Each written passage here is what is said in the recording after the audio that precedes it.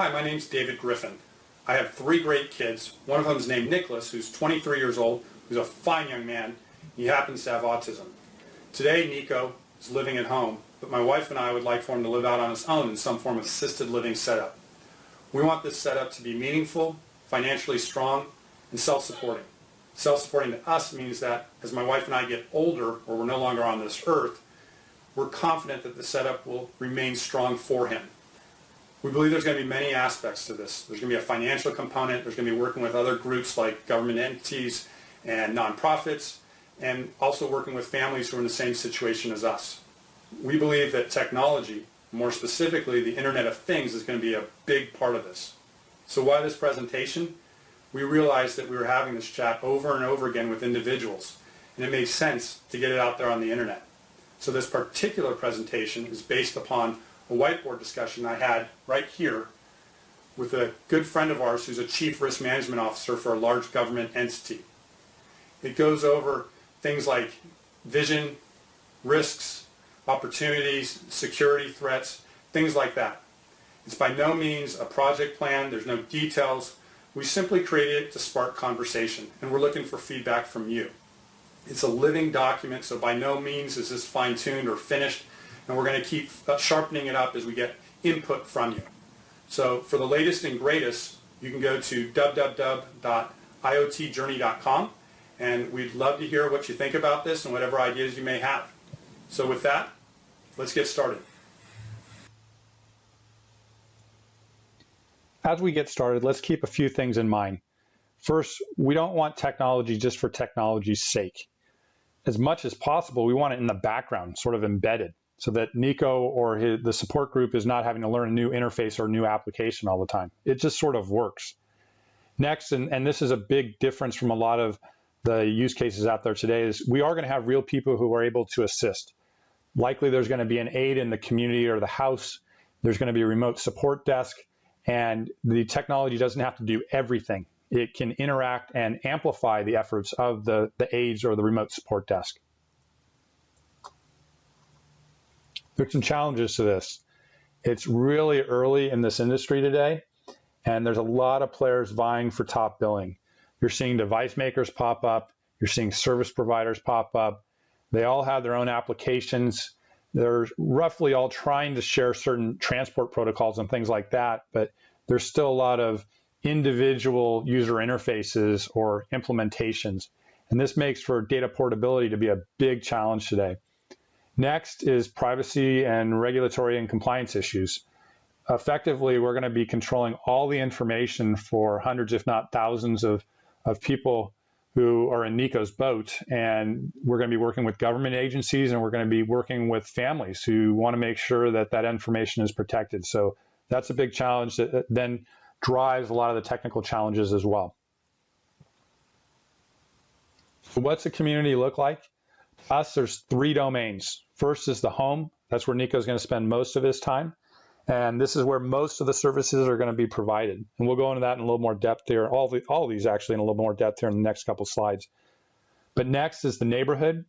We don't want Nico just to be in his own house all by himself. We want him engaging with the neighborhood so that they know him and he knows them. Lastly is what, for lack of a better term, we're calling away. That's when he goes to work, that's when he goes to social events, that's when he runs errands, and that has its own requirements as well. So in the lower left, we have community 1, then community 2, then community 3. You can imagine hundreds of these communities across the country, from California to Texas to Florida to wherever it may be, each one of them supported by some form of logical centralized support group. And that support group is is a combination of technology, which is represented by servers in the cloud, and people. People are going to be a big part of this. So what's the home in the community going to look like? You can imagine 4 tenants per house. That's just a rule of thumb. That's not necessarily a strict rule by any means.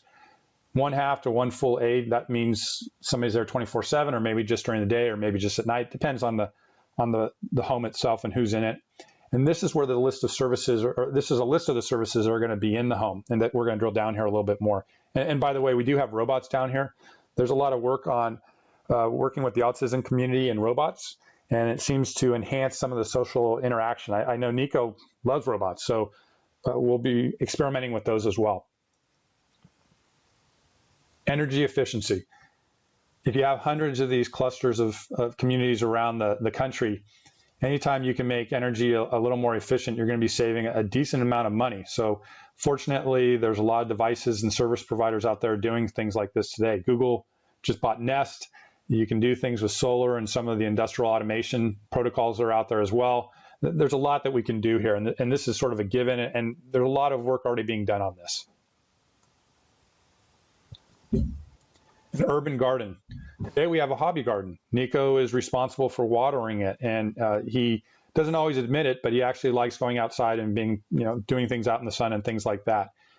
We'll always have him do the watering, but we can use sensors to monitor the temperature, the weather, what's the moisture in the dirt, things like that. And right now, the Internet of Things is actually having a lot of applications within agriculture, so this is a really good fit. It also gives them a way to interact with the neighborhood, because what we're seeing now is if we get a bumper crop of tomatoes, there's no way we can eat them all. So Nico gets to go hand them off to the neighbors as giveaways, and again, endears him to the neighborhood, which is a big part of this. Security. Safety is a huge, huge, huge topic for us.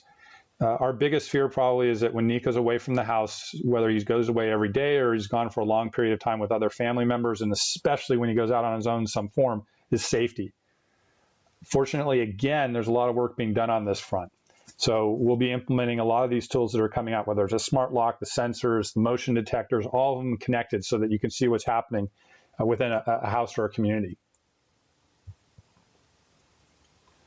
Wearables, when I think of wearables, I think of Star Trek and the Borg. We don't want this for Nico, but frankly, a lot of this actually is going to have some real world applications for his life.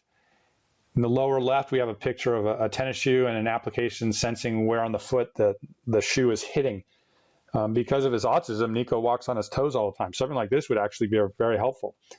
We'd love to be able to correlate or determine cause for when Nico's having good days or bad days. Is it part of his diet? Is his activity level? Whatever it may be. So wearables may be a very big part of this. We don't want Nico just being in a house by himself. He's part of a neighborhood. And some of the ways we think we can integrate him is safety.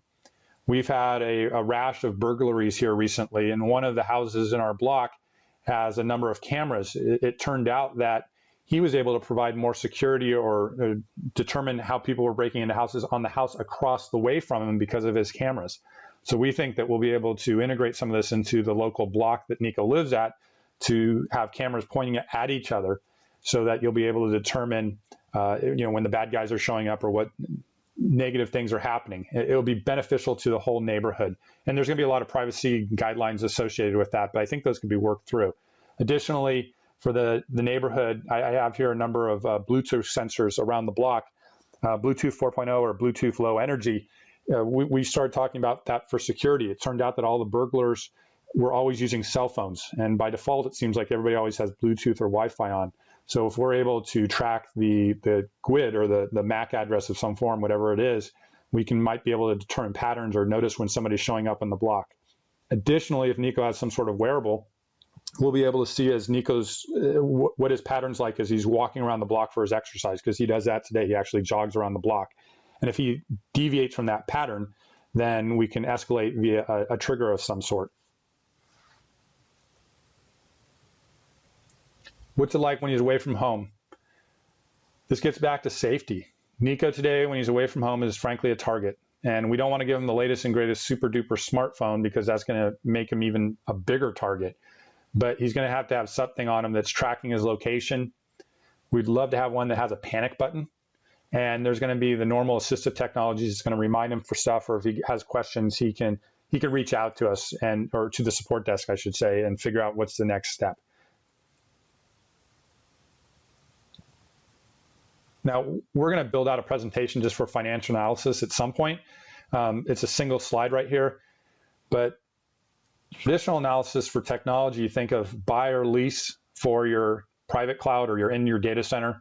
You could rent it, or you could outsource services, or you could pay per use. And that's sort of your Amazon, Microsoft, or Google type pay per hour or pay per minute.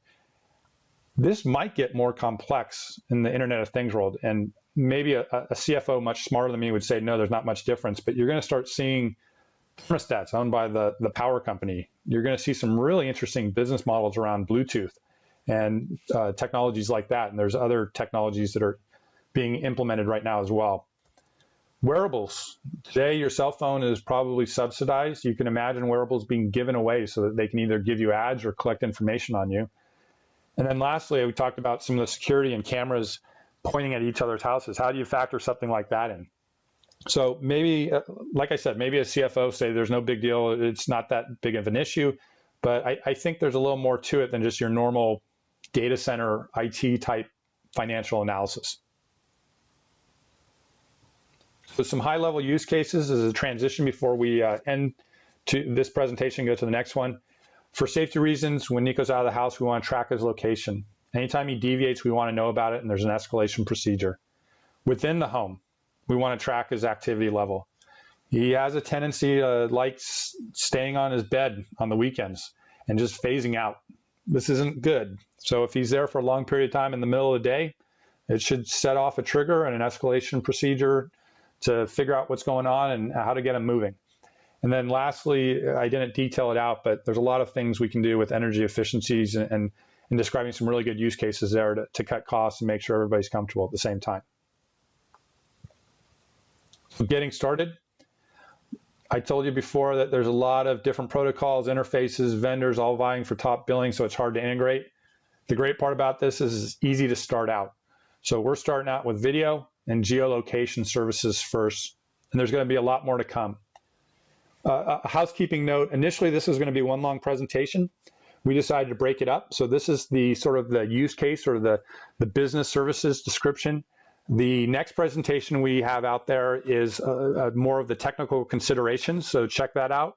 And then we're also having one on security, and there's going to be a lot more to come. So you can see the latest and greatest at www.iotjourney.com, and we'd love to get your feedback.